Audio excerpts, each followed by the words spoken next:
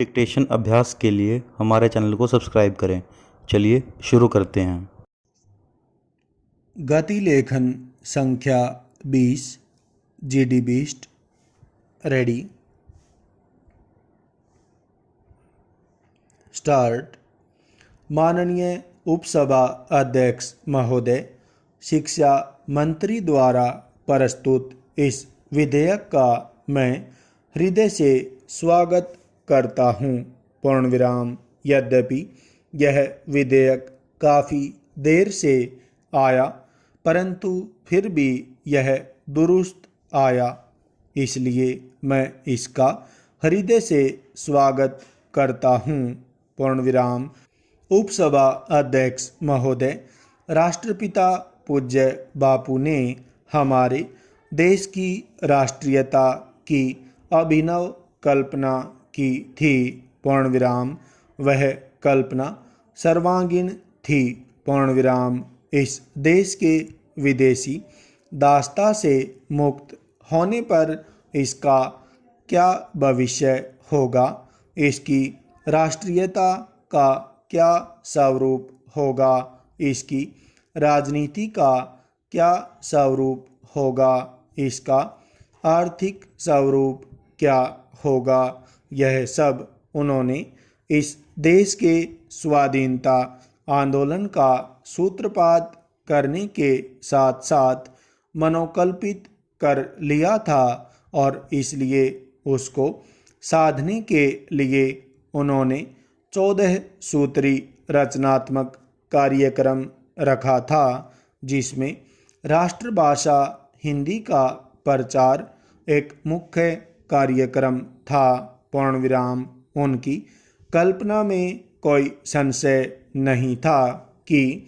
स्वाधीन भारत की राष्ट्रीय चेतना की, राष्ट्रीय उद्बोधन की और राष्ट्रीय एकता की जो एक भाषा होगी, वह देवनागरी लिपि में लिखी जाने वाली हिंदी होगी।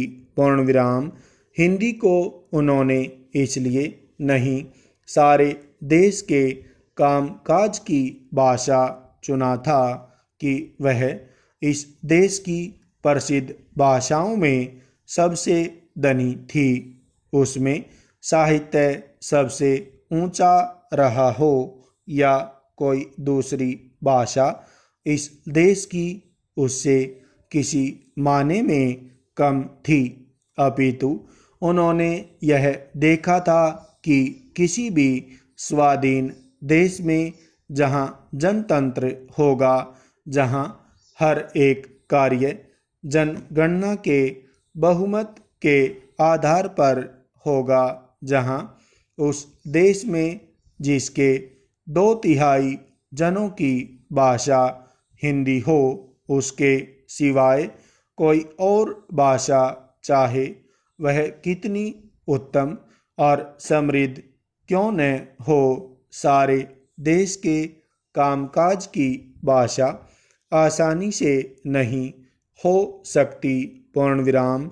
भाषाओं का चयन उनकी उत्तमता, उनकी योग्यता से नहीं करते, अपितु इसलिए करते हैं कि कितने अधिक से अधिक लोग सुगमता से उसको सीखते हैं और उसको बोलते हैं। पूर्णविराम।